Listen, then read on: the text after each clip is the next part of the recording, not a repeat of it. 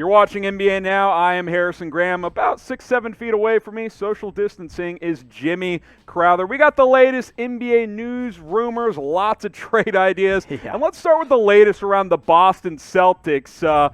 Chris Paul to Boston? Haven't seen this one out there before today. I've seen just about every team tied to Chris Paul besides the Boston Celtics until Fansided said, hey, here's how we're going to make this happen. And they threw out a 3-team trade idea, one that will go down in the history books, whether it happens or not. Now, the biggest thing with Chris Paul, and you've talked about it, I know, on a show where you talked about the least tradable players, Chris Paul was one of them because of that 2-year, $85 million contract. But I think the reason the Celtics are interested in a guy like Chris Paul is because Kemba Walker didn't show up when it was time to show up in the NBA bubble. And so Celtic fans are like, hey, who's next? Like, they're already moving on, which I don't think is the right play here. But Chris Paul could be that answer for him. By the way, I will mention on that video, Chris Paul was the one guy that you could justify trading for. Yeah. It's just that contract, man. It's so heavy, but he had a great year with the Oklahoma City Thunder. That veteran experience could have some value on a Boston Celtics team with a lot of young guys. It's just he's older and he's got some injuries and that contract as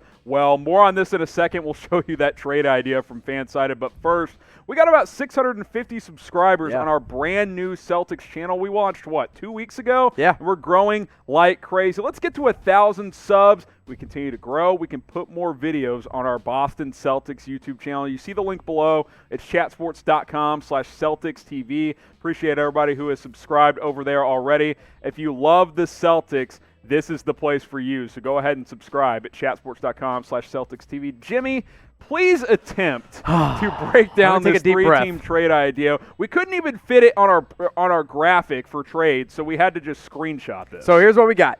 Chris Paul, Steven Adams, Dennis Schroder, Kevin Huerter, all going to the Boston Celtics. To the Atlanta Hawks, Kemba Walker, Gordon Hayward, Daniel Tice, and Vincent Poirier. So there you go. You got 4 Celtics all going to the Atlanta Hawks. Okay. That is the bulk of their involvement in the trade, besides getting CP3, Adams, Schroder, and Huerter.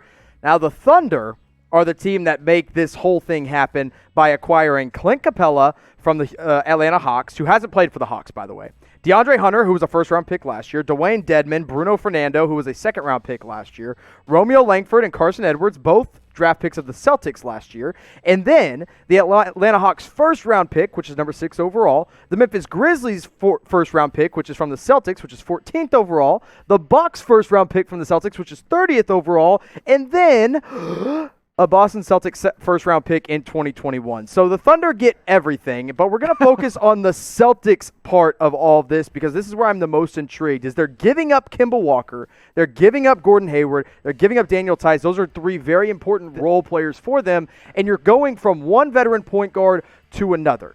You had Kemba Walker, who last year really did have a very steady year with this Celtic team until the playoffs rolled around, but Chris Paul, I will say, is the better, I would say, playmaker at this point in his career, and he's more of a veteran that has proven that he can win more important games than Kemba Walker. So you're upgrading, I believe, from Walker to Chris Paul, but you got to take on that contract, and he's a bit older, too. You're upgrading at least in the short term. For a 1 or 2 year window, I think it would be an upgrade. We saw Chris Paul take the Rockets to 7 games last year, basically by himself, by outplaying Russell Westbrook and James Harden at times. But pick a point guard for us, especially you Celtics fans. Type CP for Chris Paul, KW for Kemba Walker. Who would you rather have as your team's point guard? Let us know in the comment section, CP or KW. This is what the starting 5 would look like with Chris Paul and Steven Adams, who would be a part of this trade as well. Don't forget Kevin Huerter also comes over, which I think is one of the main reasons the Hawks say no in this deal. I think the Hawks are the team that's out completely.